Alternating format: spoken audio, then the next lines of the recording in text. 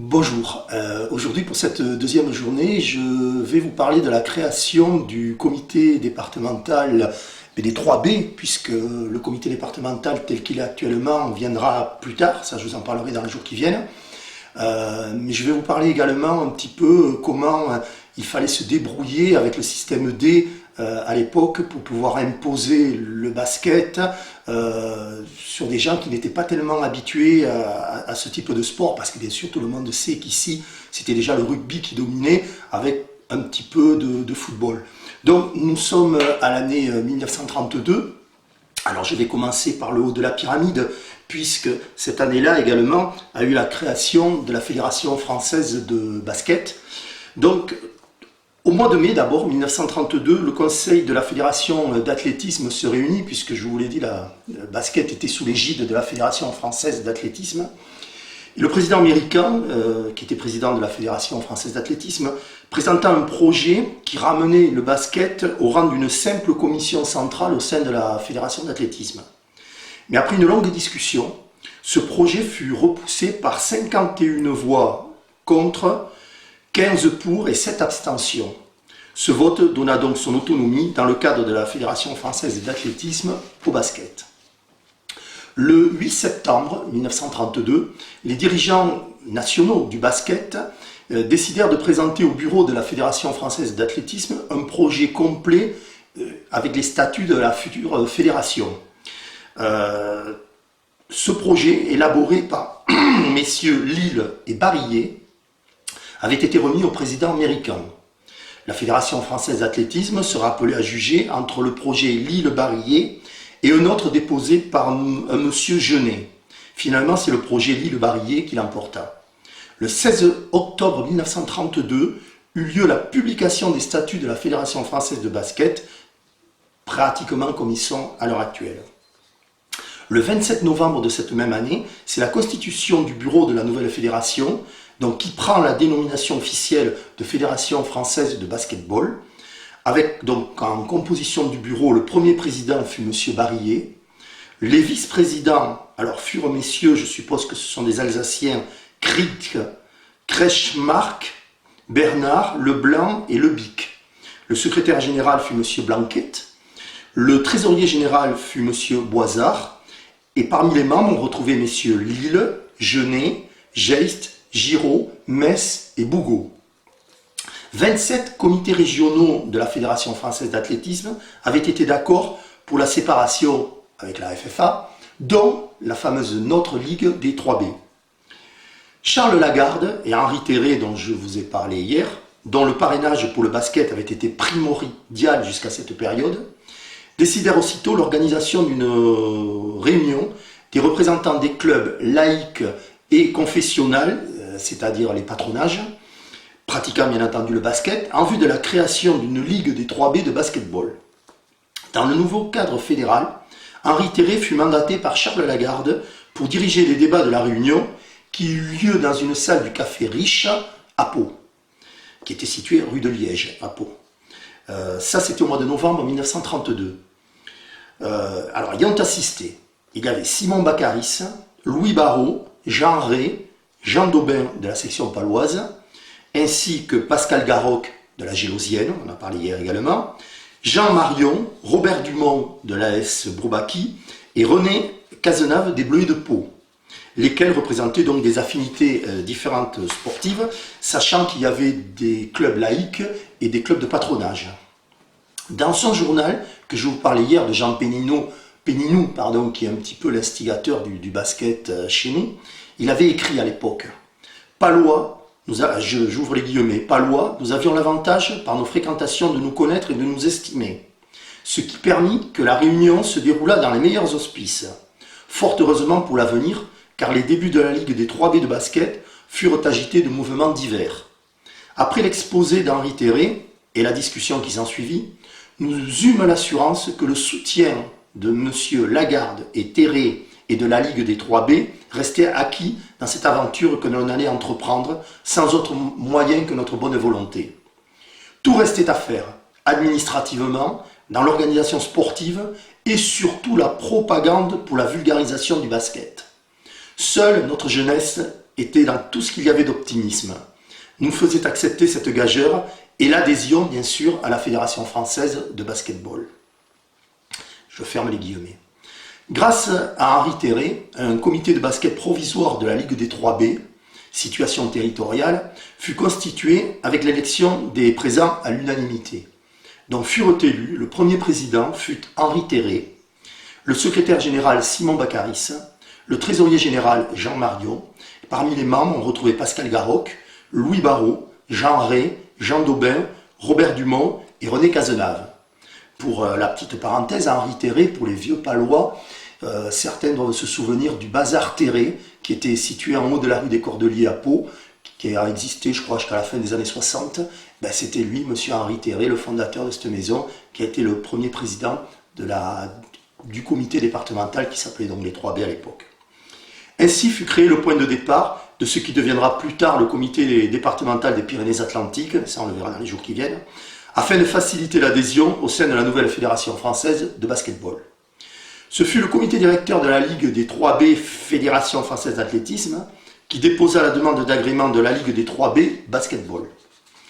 Malgré le petit nombre de sociétés pratiquant le basket à ce moment-là, donc je vais vous les citer, certains peut-être s'en souviennent, la Gélosienne, l'Avenir Jurançonais, la section paloise, l'association sportive Bourbaki, les Bleuets de Notre-Dame, qui plus tard deviendront l'Union sportive béarnaise, la Samaritaine d'Oloron, les Isards d'Oloron, les Églantins d'Andaille, les Genêts d'Anglette, les Chérubinots de Bayonne, la Pyrénéenne de Tarbes, Saint-Antoine et Saint-Joseph de Tarbes, et la jeunesse sportive également de Tarbes, mais également il y avait le stade de Maubourguette qui était venu, mais ça ne durera pas longtemps, le club périclinera très rapidement. Le basket, donc, dans les 3B, était devenu une autorité responsable sous la tutelle de la Fédération française de basketball. Une ère nouvelle s'ouvrait, mais sur un avenir incertain, mais plein de promesses. Une longue période d'organisation administrative, sportive et surtout de prospective se développera au cours de plusieurs années, et cela, bien entendu, avec des aléas. Ce n'était pas un long fleuve tranquille qui attendait les gens à l'époque. Le nerf de la guerre, qui a toujours existé, c'est-à-dire les moyens financiers, se révélera d'une carence endémique, surtout à cette époque-là. La prospection pour le basket fut pour Simon Baccaris, qui a pris son bâton de pèlerin, en sa qualité de secrétaire général, un détonateur dans son action d'organisateur, malgré des moyens limités. Des matchs de propagande eurent lieu dans plusieurs communes du département, pour justement faire reconnaître ce sport. À Lembeil, Naï, Arudy, Soumoulou, Navarrenx, Sauveterre de Béarn, Salis de Béarn, Bonnut, Garlin, parmi tant d'autres, donc essentiellement ici dans le Béarn. La préparation de ces démonstrations de basket n'allait pas parfois sans quelques difficultés. D'abord, les démarches pour les autorisations auprès soit du maire, soit de l'instituteur, lequel souvent remplissait les fonctions d'adjoint, de secrétaire de mairie. Il fallait également tenir compte des affinités politiques des uns et des autres, parfois même discuter avec les curés des paroisses. Et oui, parce que les curés des paroisses avaient leur mot à dire à l'époque. Ensuite, il fallait poser des jalons pour envisager la création d'une équipe de basket. Quel que soit le résultat, Simon Baccaris et ses boys agissaient toujours avec bonne humeur. Pour l'anecdote, et je vous en raconter une ou deux anecdotes comme ça, pardon, on ne peut passer sous silence l'usage pour le basket de la camionnette de l'épicerie Mahéroux, qui était située rue du 14 juillet à Pau.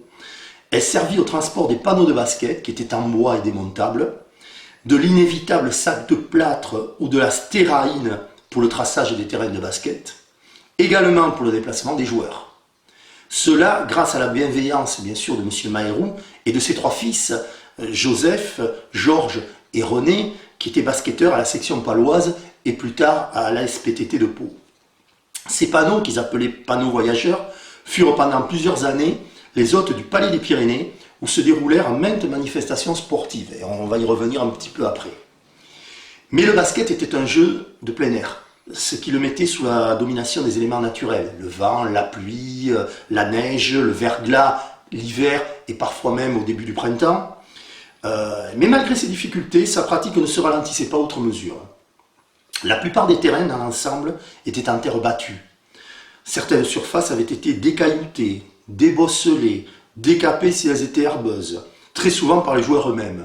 D'ailleurs, une autre anecdote, c'est lors d'une rencontre France-Cuba à Bayonne en 1983, Jean Bayle-Lespiteau, qui était palois, mais qui a également été trésorier général de la Fédération française de basket, président de la commission de haut niveau également, à la fédération, évoquait le maniement de la pioche, de la pelle et du rouleau à main qu'il avait pratiqué pendant plusieurs années auparavant à la Jeanne d'Arc du Béarn, puisque c'est là qu'il jouait à ses débuts de basketteur. Il y eut bien entendu des exceptions où il suffisait juste d'un tracé des terrains. C'était les cours d'école, les frontons en partie cimentés et les places publiques, comme par exemple à Oloron, à Salis de Béarn et à Pau. À ce moment, on n'envisageait pas de construction de salles couvertes, ça aurait coûté une fortune. Très rares étaient les endroits couverts qui pouvaient être utilisés. La GIA Oloron fréquenta quelque temps les halles municipales, mais l'exiguïté de l'espace libre ne permettait pas un emploi régulier. Également, le trinquet Béarn-Aragon, tenu par M. Cazette, servit de lieu de rencontre. Notamment le 19 décembre 1933 pour le match entre la Samaritaine d'Oloron et Saint-Antoine de Tarbes, dans le championnat de l'Union pyrénéenne. Plus tard, il fut utilisé par les équipes de basket du Football Club Oloronnais, cher à Henri Marinet. Mais il ne répondait pas aux normes de la Fédération française de basket, ce qui obligea l'abandon de ce lieu.